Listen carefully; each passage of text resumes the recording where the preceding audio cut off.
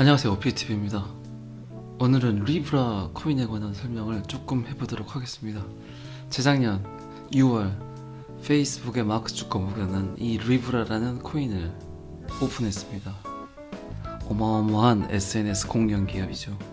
이 페이스북이 아마도 마크 주커버그가 커다란 꿈을 가지고 있지 않았나 싶습니다. 그걸 딱 오픈하고 나니까 어마어마한 압력이 들어왔죠. 왜 그랬을까요? 많은 사람들이 알았던 것 같아요. 이 리브라가 특이성 때문이 아닌 진짜 화폐가 될까봐 되게 두려웠던 것 같아요. 자, 여기서 그러면 저희 나라 이야기 한번 해보도록 하겠습니다. 2017년 12월 유시땡 작가는 방송에 나와 이런 얘기를 했죠. 암호화폐는 절대 화폐가 될 수 없다라고 단정하면서 경제학 전공자로서 진짜 손대지 말라고 권하고 싶다 그랬어요. 근데 그 이유는 딱 두 가지였습니다. 그 첫 번째는 화폐를 모르는 엔지니어들이 이걸 만들었다고 이유를 들었고, 두 번째는 워낙 변동성이 크기 때문에 화폐로 기능할 수 없다라고 표현했죠. 화폐의 조건은 가치의 안정성이거든요. 근데 비트코인은 1시간에도 천국과 지옥을 왔다 갔다 그러니까 화폐 기능을 하는 것이 불가능하다고 생각을 했던 거죠. 자, 그럼 여기서 화폐의 기능 세 가지를 설명해 보도록 하겠습니다. 첫 번째, 물건을 살 수 있어야 한다. 두 번째, 자산 역할을 해야 된다. 또 세 번째, 물건 가격을 안정적으로 매길 수 있어야 된다. 앞서 이야기했지만 유시민 작가의 이야기는 이게 화폐로 될까가 되게 두려웠던 것 같아요. 그 관점을 버리지 못하고 이게 화폐의 기능보다 디지털 골드라는 이야기도 그때는 계속 많이 나와 있었거든요. 이 자산의 개념인데 이거를 물물 교환의 수단으로 판단을 했기 때문에 약간은 작은 시야로 세상을 보지 않았나 싶습니다. 전 세계의 모든 기득권을 갖고 있는 층들이 그래서 리브라를 무서워했던 것 같아요. 어쩌면 유시민 작가와 똑같은 생각들을 했던 것 같아요. 이게 자신들이 갖고 있는 부를 다 역전시켜버리지 않을 수 있을까? 화폐의 기능을 해버리게 되면은 자신들이 생각했던 모든 시스템들이 붕괴되지 않을까라는 걱정을. 근데 지금 오늘 비트코인 가격이 2만 달러를 넘어서 거의 하나로 2,500만 원까지 간 걸로 제가 알고 있습니다. 자산의 개념으로 볼 때 유동성이 비트코인보다 더 컸던 건 금이었습니다. 금도 제일 처음에 세상에 나왔을 때 굉장히 많은 유동성을 갖고 있었던 하나의 자산의 가치였죠. 전혀 리브라 정도는 뭐야 이렇게 해야 될 생각들이 바뀌어 나가고 있다는 거죠. 화폐가 그렇게 될 수 없다고 했던 많은 경제학자들이 암호화폐가 화폐가 될까봐 금융당국 또한 긴장을 하고 있는 것들입니다.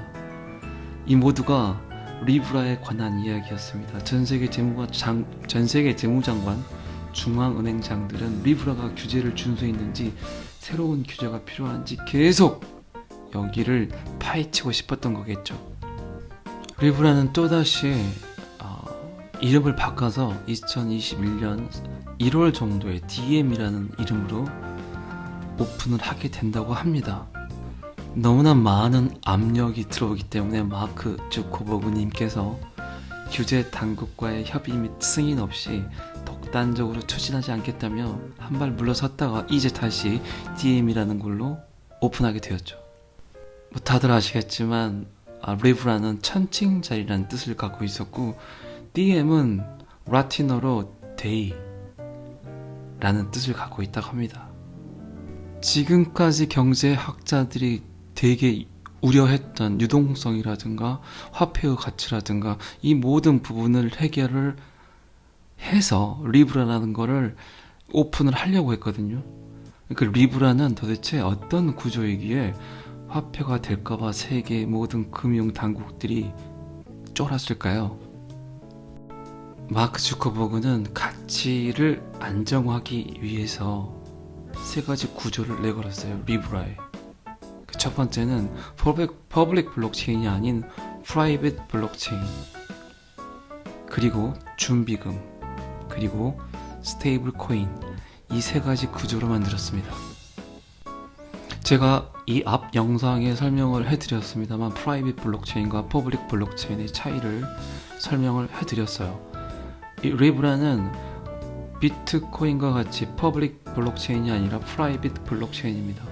이 블록체인은 거래 내역 등을 담은 블록을 체인으로 연결을 하는데 이때 앞뒤 블록을 검증하고 승인하는 과정이 필요합니다. 즉 계약서를 쓸 때 앞장과 뒷장에 찍는 간인과 같은 역할을 하는 거죠. 퍼블릭 블록체인은 마이닝, 채굴이라는 과정을 거쳐서 나와야 하기 때문에 분명히 암호화폐가 필요합니다. 그러나 프라이빗 블록체인은 채굴 과정이 불필요한 블록체인입니다. 한마디로 폐쇄형, 개인적인 블록체인이기 때문에 제한된 참가자들의 합의에 의해서 검증과 승인이 이루어집니다. 그러니까 마크 주커버그는 이 리브라를 정말로 전 세계 단일 통화로 쓸 생각을 했던 것 같아요. 제가 알기로는 페이스북이 25억 정도, 인스타그램 포함해서 이 25억 명의 인구가 리브라를 단일 통화로 사용하길 원했던 것 같아요. 그래서 은행 당국들이 쫄았던 거죠. 자, 두 번째는 준비금이었어요. 어마어마한 공룡 기업들이, 유니콘 기업들이 참여를 했었죠.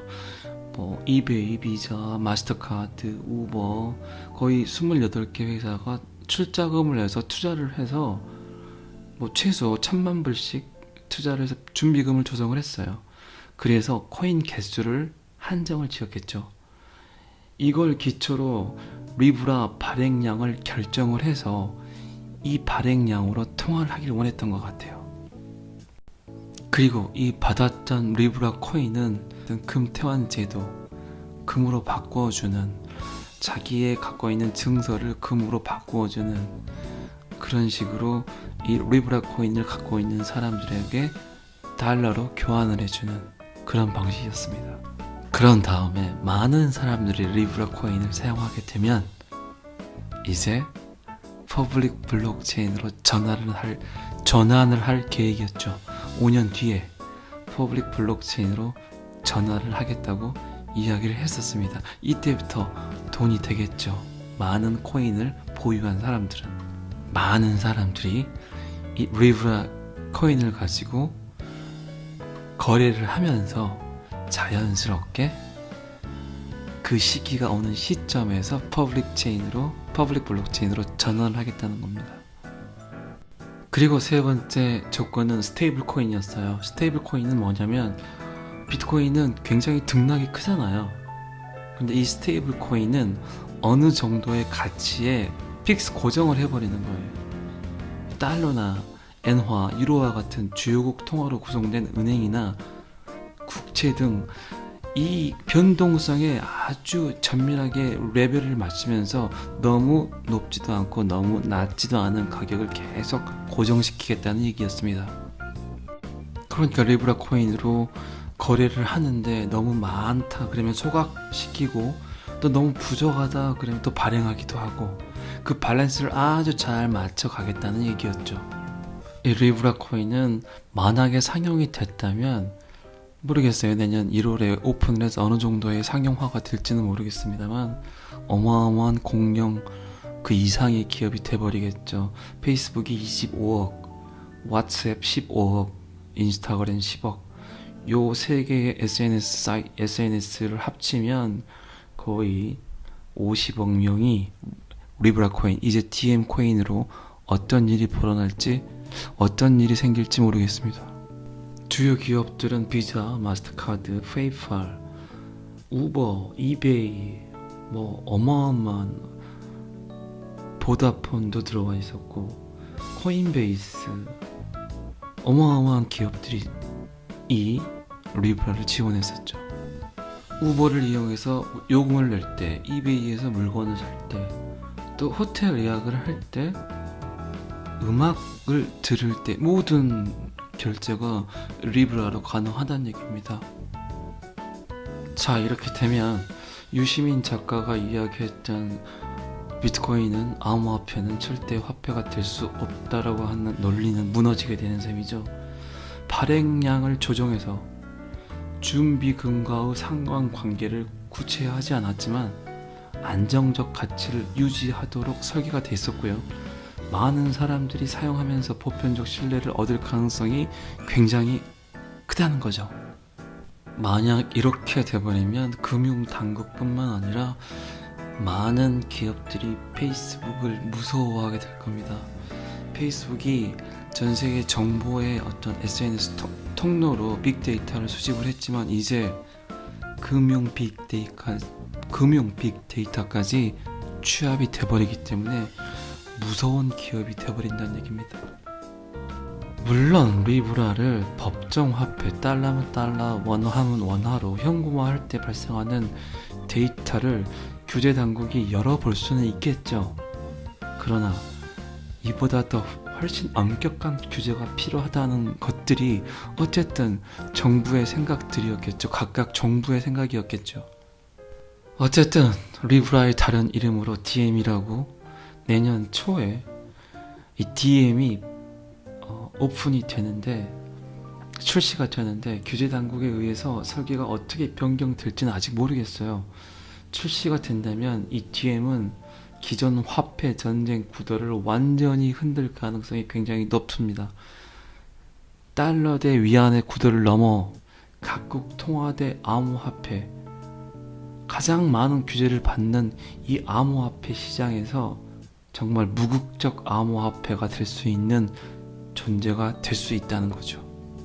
어쩌면 각국의 통화들이 이 리브라의 환전소, DM의 환전소가 될 수 있다는 판단을 많이들 했을 것 같습니다. 중국의 디지털 화폐, 저희 나라도 내년 상반기에 디지털 화폐를 만들겠다고 이야기를 했고 이미 유럽이나 일본 많은 나라들이 이 종이 지폐를 던지려고 노력들을 하고 있다는 걸 망각해서는 안 될 겁니다. 더욱더 이 디지털화된 금융을 빨리 오게 한 건 이 코로나 때문이 아닌가 싶습니다.